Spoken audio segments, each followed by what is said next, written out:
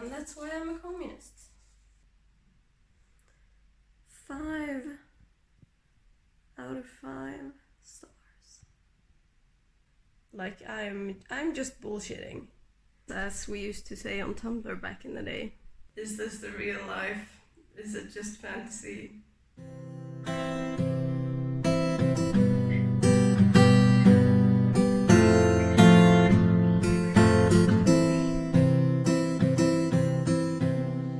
Hello! Welcome to Gothtober vlog 2nd. This one is not gonna be so long, I promise. So I started reading The Icarus Girl in the last one, and I didn't really talk about it because I didn't have anything to say yet, but now I am about a third of the way through, and now I can tell you some things. So the only thing I knew about this when I bought it was that Helen Oyeyemi wrote it, which was all I needed because she's one of those authors that I need to have everything she's written because I think she's an absolute genius. She just writes really weird, magical books. I'm really into it. So at the start of this, I thought that the book was unusually normal for her. But I think this was her first novel, so she maybe came into her style more later on. But now, a third of the way through, the gothic elements have really creeped up, and I'm digging it so far. There's me saying digging again. I truly don't know why. English is not my first language, in case you couldn't tell from my accent. So, the main character is Jess, who is an 8-year-old girl with a Nigerian mother and English father. She was born and grew up in England. And we start the book with the whole family going on a trip to Nigeria to visit the mother's family. And while they're there, Jess meets this other girl who is very strange, and we don't know if she's real or not. And there's weird magical things happening, maybe. It's got that classical gothic thing going on of like, is this the real life? Is it just fantasy? You know? I also really like the child perspective because I think it makes the whole vibe even more like slightly unsettling, because when you're a child there's so little you have control over, like the world is just happening to you and you have to sort of try and deal with it, and Jess tries to deal with it. She's a pretty quiet and antisocial, or not antisocial, but she doesn't have a lot of friends. And she's a very like quiet child. And so she's very happy to have this new friend, obviously. And it kind of seems like this friend is gonna lead Jess on some morally grave paths. That's what I'm getting from the back, so that's not a spoiler. But yeah, that's the Icarus Girl so far. Happy Monday, by the way. It's Monday, and we are in my kitchen. I'm just sat on the floor against the wall because not every clip needs to be filmed where I do all of my reading, which is on my sofa. I'm done with both of the commissions I've been working on now, and my next job is to package and send out my Patreon rewards. What I have left to do besides packing is to do 2 drawings for 2 of the patrons who are on the originals tier, where they get an original drawing. every month. Also, I've been listening a bit to Cemetery Boys, and I really think it's gonna be one of the young adult books that are for me. Sometimes when I read young adult, I just feel really old. But this one, even though it is distinctly like coming of age, teen sort of thing, it's still relatable, I guess. I don't know. I will formulate some better thoughts and get back to you on reading YA as an adult. Which I am, believe it or not. Okay. Right there on top of the moon, we could sit and do nothing. I wish we were bold to just fly away. I don't wanna care, just be here and I'm good alone. I'll be okay, miss you like an old friend. Too scared now, thinking I should call up all night.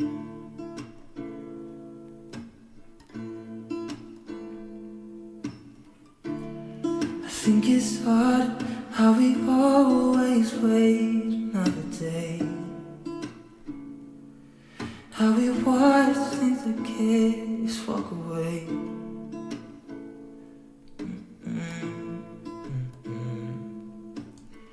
Let's live down by the water, watch it come and go home. I wish we were bold to like sail away. I just don't wanna care. Can you be here and I'm good alone? I'll be okay, miss you like an old friend. Too scared now, thinking I should call up all night.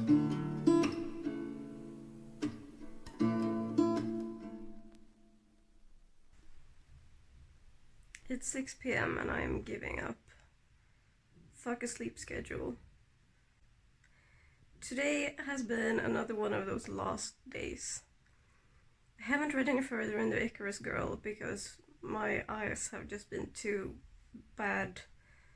I've kept listening to Cemetery Boys and I'm really liking it. The spirit boy is just so delightful as a character, and I'm gonna sleep. It's good when I sleep because then the vlog will be shorter. Okay, good night. Or good evening, I guess. I woke up from my nap just in time for reading sprints on Twitter. So I'm gonna read for a bit. There's not much to do when all I can is thinking about you. Not doing well, don't know where you are, 'cause you're not here. It's been way too long. If I could lay down beside you, I would. When nothing really matters, that's all I wanna do. I hope that you are safe. I suppose you had to find out sooner or later that I don't have an endless supply of hoodies. So, the Icarus Girl is not what I expected. I may have said before, but it's not as weird as I expect from Oyeyemi. But I feel like that's my fault for thinking I could predict her. But also, I'm pretty sure it's her first novel. And it definitely is pretty weird. But it's weird in a way that has peers. With her later works, I don't know who else writes like that. But maybe that's me being untraversed in literary fiction, I don't know. Like, I'm just bullshitting. All the time, constantly. But I'm really enjoying the book. I feel like it's bad to say that I really like following her struggles, but it's just touching and relatable. She's bullied at school, and now I said that they took her to see a psychologist, and he was surprisingly pretty nice. I hope nothing bad happens. It would be nice to hear about a nice psychologist. It's just, I was also a weird, anxious child. I don't know, I'm getting a bit emotional about it. Like I said, it's just so hard to be a child, especially whenever you feel like your parents have wronged you or something like that, because your parents are, you're dependent on your parents, and they are the safe harbor in the wild sea of existing. I just have a lot of feelings, I guess, about childhood.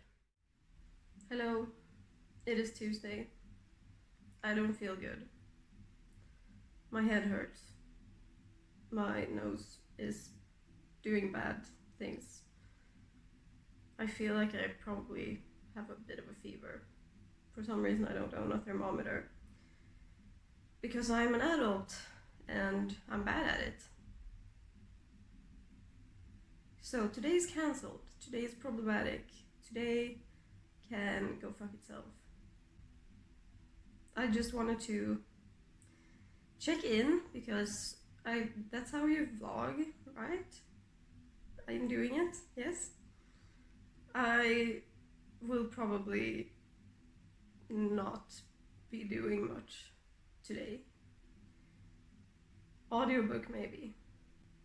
That's all I have to say. Which I haven't read yet, but I really, really want to. But just, yeah, black and white, nice and easy. It's scavenger time. I feel like it's gonna make me cry, you know? So I already have my antagonist, which I think Dorian Gray counts as, and I have blood. And now I need... Hannah, you're loud. I'm sorry, I'm gonna turn you down. I need symbols, I need a snake, and I need monochrome. So this is a little gothic show shelf, and I would love... Oh, not quite monochrome. Rats. How about this one?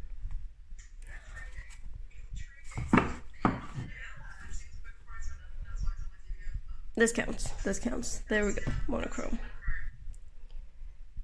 Snake. Might have to wait. So, it's Wednesday evening. I am still doing poorly.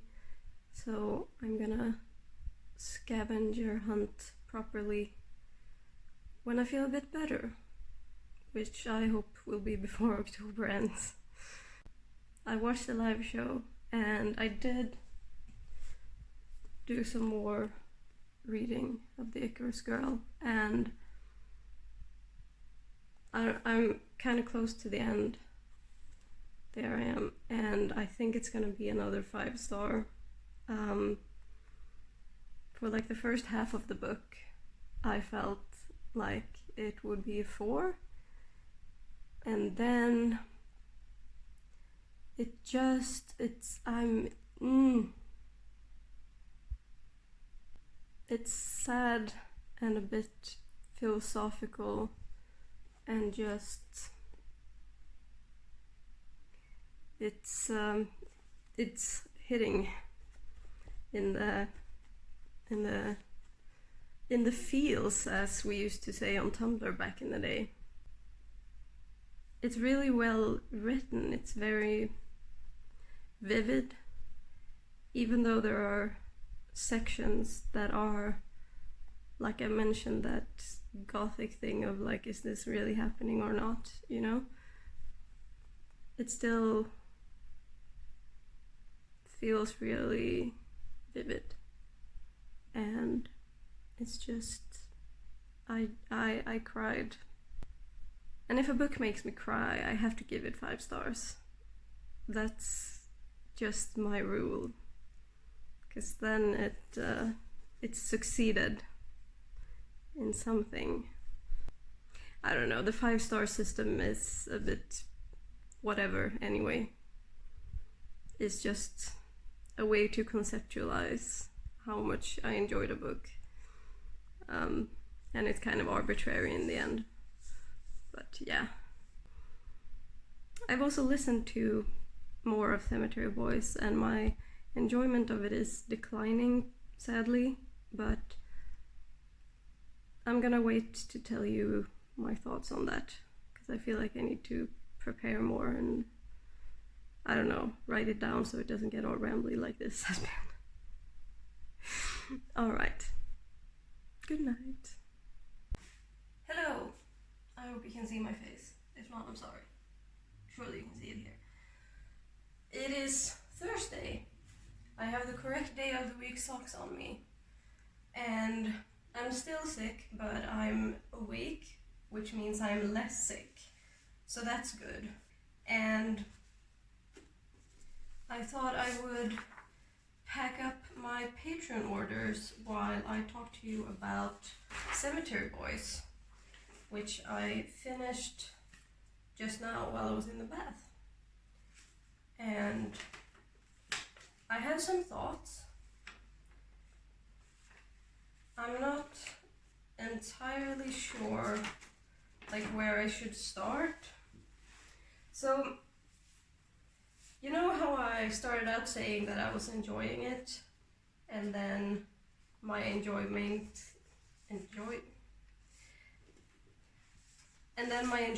kind of declined? So that was because of the main reason I only gave this book 3 stars, which is the writing. So the plot and the premise are really exciting, but it dragged in a way that it really didn't need to. And the writing style was very over-explaining. I found myself getting annoyed with it after a while because of things like, so Aiden Thomas would tell me about a body language and then would proceed to explain what that body language meant. Like, character saw body language, which meant emotion, and I don't need to be handheld in that way, and no reader needs to be handheld that way. Like, I know you could say to me that I'm an adult and this is a young adult book, and that's true, but like, teens aren't stupid, young adults aren't stupid, and I don't think they needed to be handheld like that either. I'm trying to reverse engineer this little mini scene. So I did that. Okay, it's this way, I think. And the other thing, so the plot is really hinges on both Yadriel, our main character. The plot hinges both on his being trans and being Cuban, Mexican, Latino. So Aiden Thomas didn't need to like insert teachable moments about those things in the narrative, because just telling the story would have like given the reader who isn't those things an insight. And I guess that leads me to another point, which is, like, who is the audience for this book? Because it felt like Aiden Thomas didn't expect the reader to know anything or care at all about oppressed people, but it's being marketed towards an audience that is already really invested in intersectionality. So I just don't get it, I guess. But I did see on Goodreads that the book has found part of its like most intended audience, which is Latino trans boys. So that's obviously really nice, and I don't want to begrudge them of that. But I think this novel could have been done even better. It's also really weird to me how women are treated in this story, considering that it's clearly trying to be woke. So Yadriel's best friend is a girl named Maritza, and the only thing she gets to do is just be a sidekick and do favors for Yadriel. And it's a big thing in the Brujex. That feels really weird to say. But in the magical community, it's a big thing that the women do healing and do the cooking, and the men do the like death spirit things. And at the beginning, when someone is murdered and they all want to obviously try to find him, the women are relegated to like stay at home in the kitchen. And that's not really addressed. Like, it's only addressed in the sense that Yadriel gets lumped in with women, and obviously that's wrong. Like, maybe also women don't belong in the kitchen, like, what?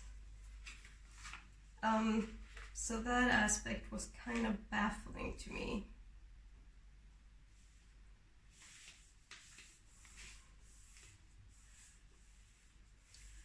I also felt that the really exciting premise, which I don't think I've explained very well.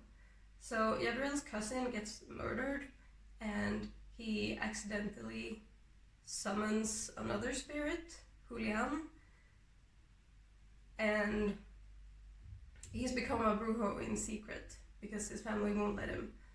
So he does it with the help of Maritza. And then they're trying to find out what happened to Julian and what happened to Miguel.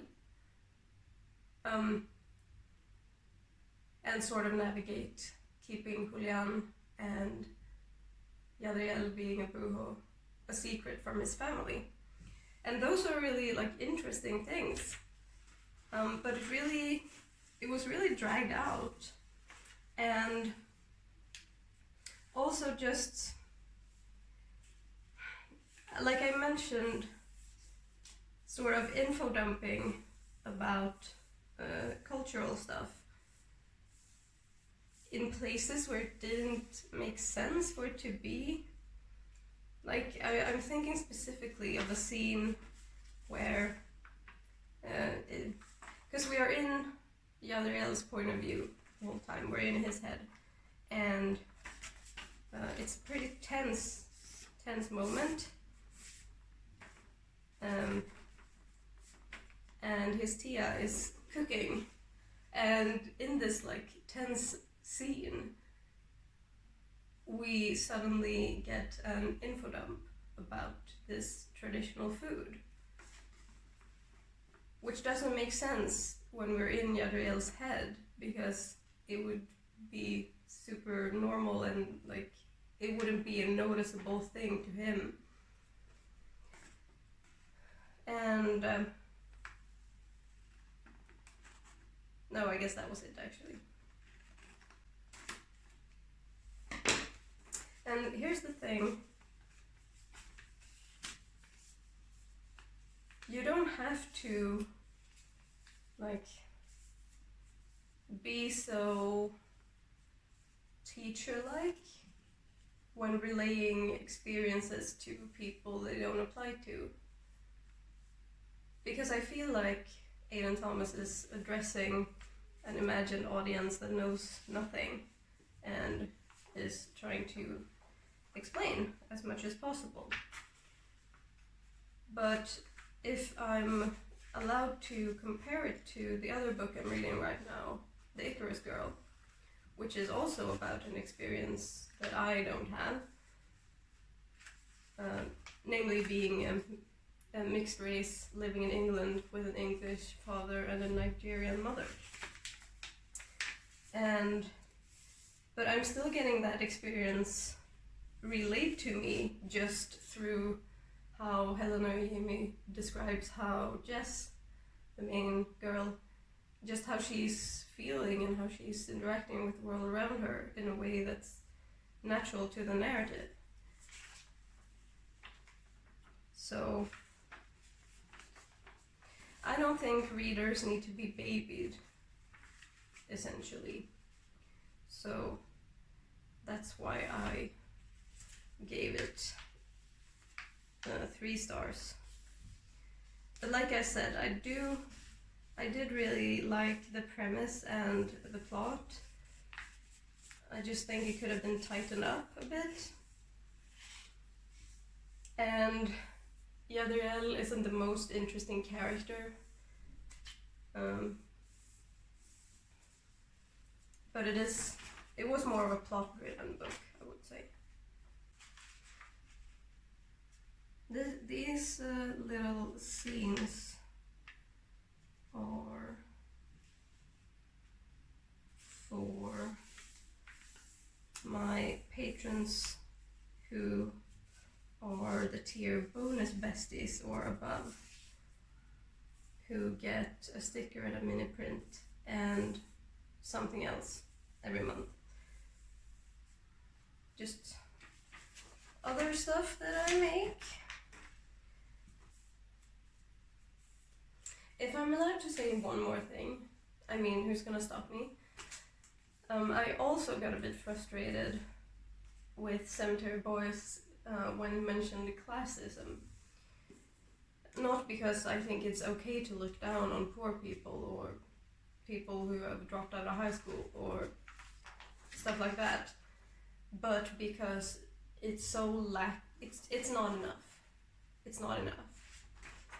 And it implies that class is just a matter of like prejudice and attitudes, and that if we were all just nicer to poor people, then the world would be fine. And it wouldn't. The problem is that capitalism, the current rendition of class society in which we live, requires people to be poor for a few handful of parasites to be super disgustingly rich. And so it just frustrates me. Like, obviously, don't be rude and an asshole to poor people because they're poor. That's really basic. But also just, especially in the context of like 2020, obviously Thomas was writing before 2020.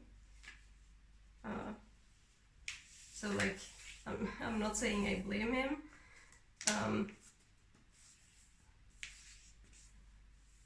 But just how governments all over the world have completely just let people die to save their economy, and the Black Lives Matter uprising,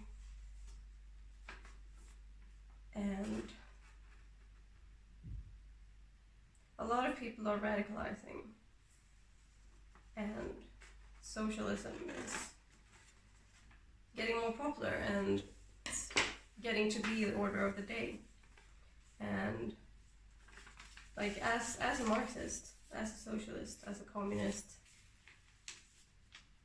it makes me really frustrated to hear people talk about classism as a negative attitude and leave class at that. Because it's the whole way our society is built. It's the very fundamental way our society was formed. Like since we started harvesting the earth and producing more than we needed for the day around 10,000 or so years ago, and some people could have a bigger surplus than other people. Since then, human development has hinged on the division of people into different classes. And from that, we have come to get sexism and racism and transphobia and all of that. So naming classism as just one of those things, as if it is equal, isn't scientifically correct. It's wrong. I just feel really strongly about ending oppression, and I guess I get too frustrated sometimes with things that are just too limited to within capitalism.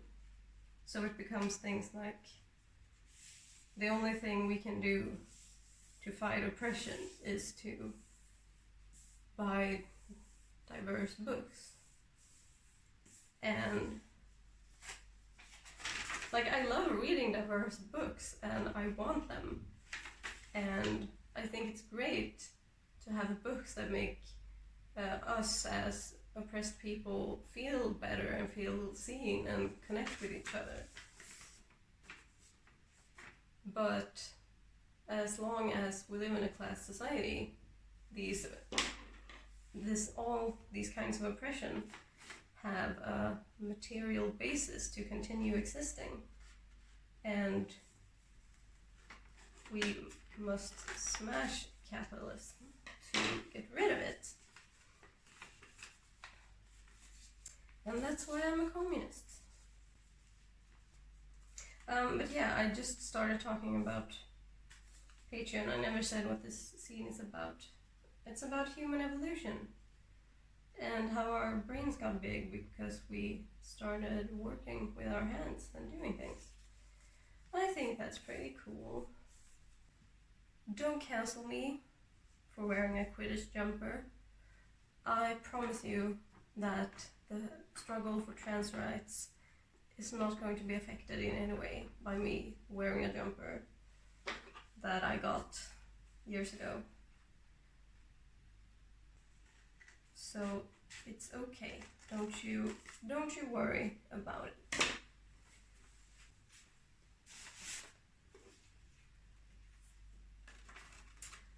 So this is the print of the month.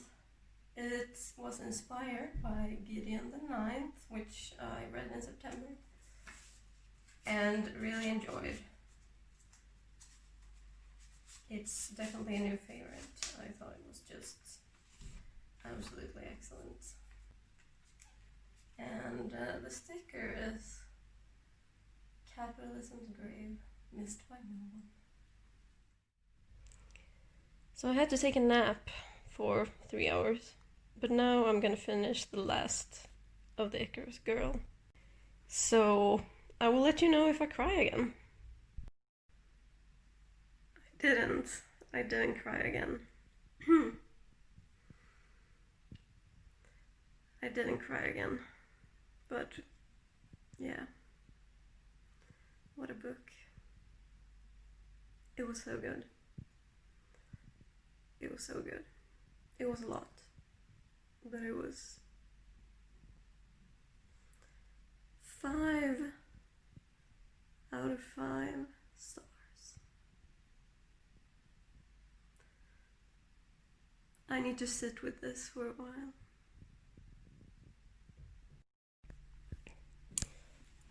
Alright, we're gonna scavenge. So I found this for symbols. I've had this since my Wicca phase.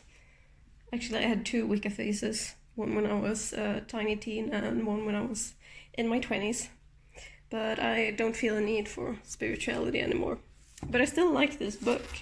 It's about, seasonal rituals and festivals. And it's got a ton of like nice pictures in it. And I just think it's real neat. And for the prompt height, I'm gonna be cliche and pick Wuthering Heights because I freaking love this cover so much.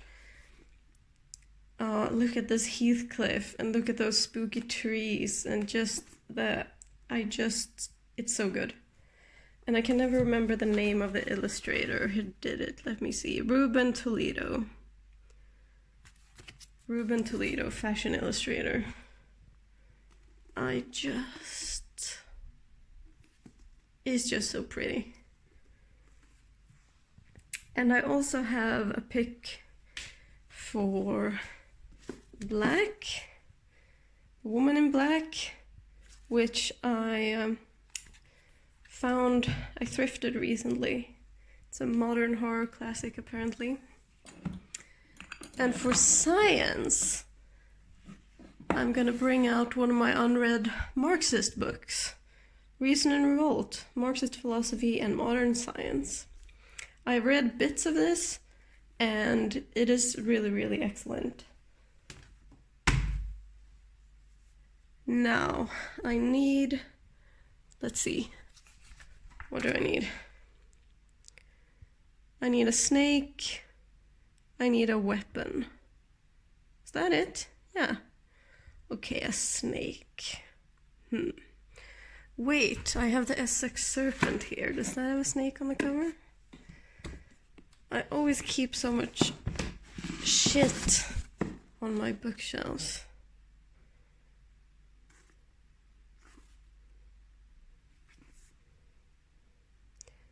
I can't believe it doesn't have a snake on the cover. How rude. How rude. Snake. No. Maybe Terry Pratchett will supply me with a weapon. Yeah, that's a weapon. Alright. But no snake. Snake. I mean, I think there's a snake on one of the Harry Potter books. But it would be fun to get something more obscure.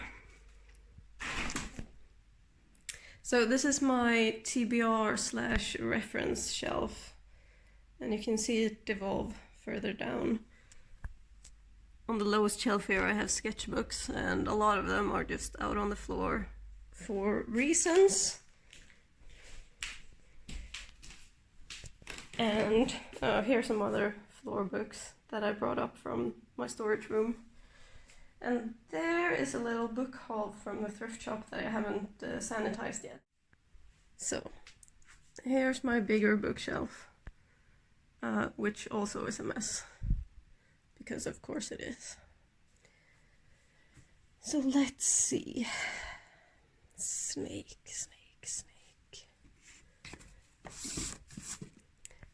Yeah, I mean, this counts. So I could do this, but let's see if we can find something a little more exciting, shall we?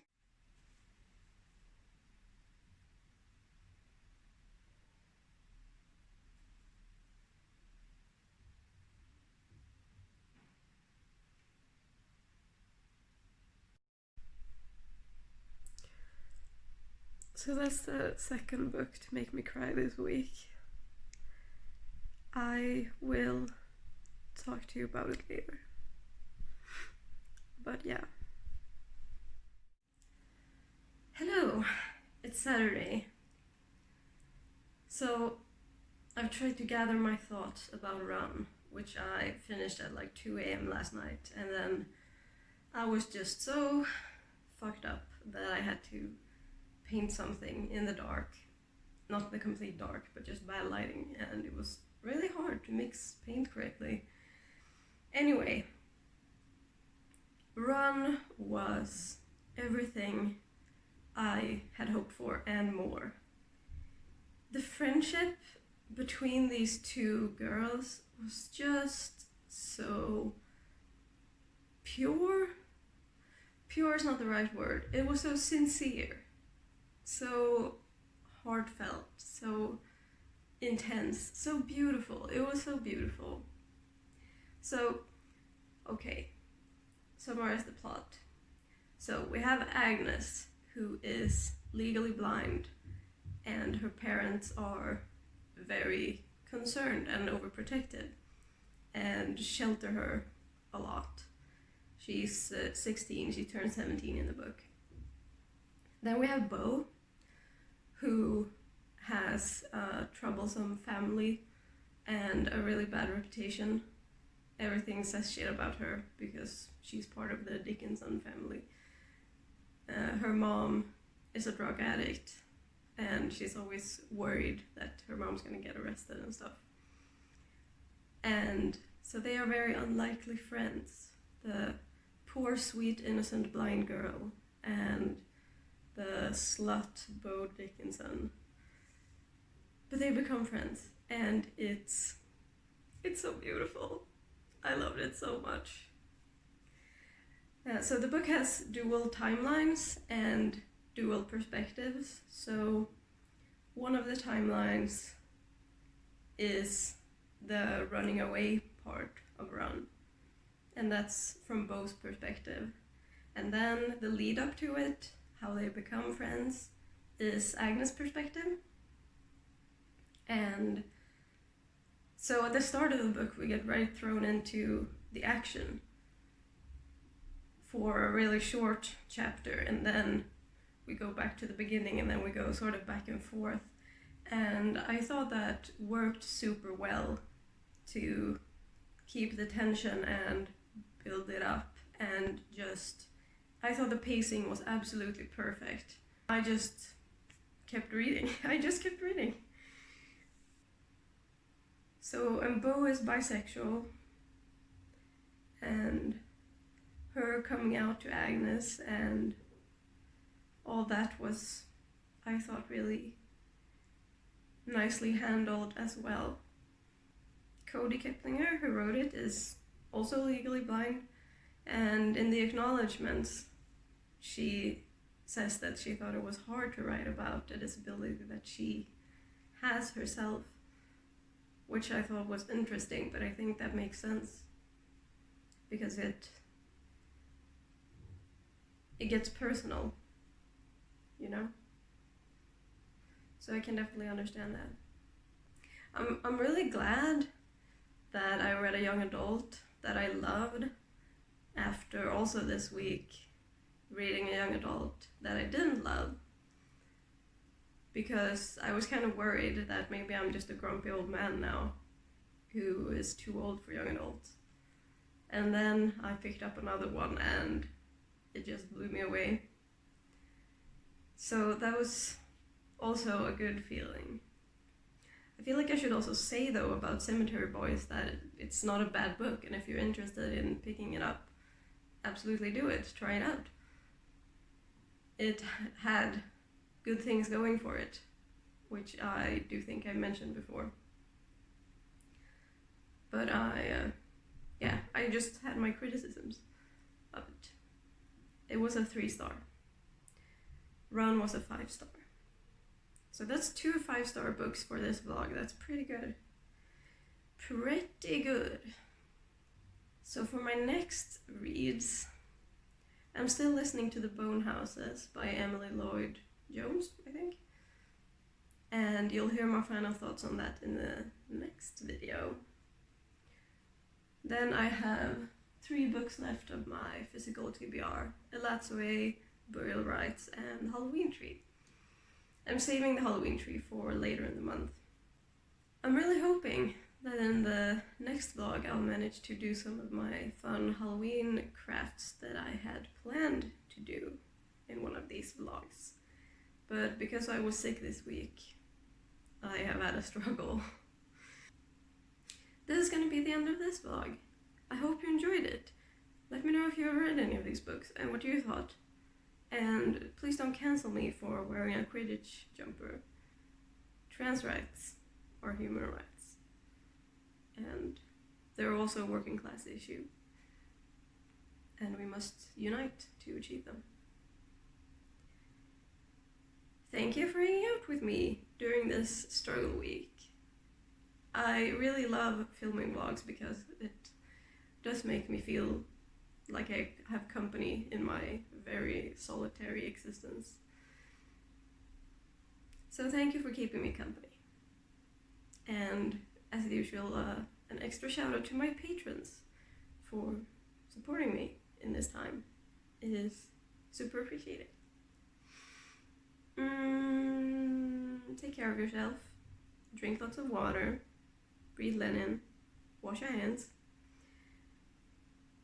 and I will see you next time. Bye!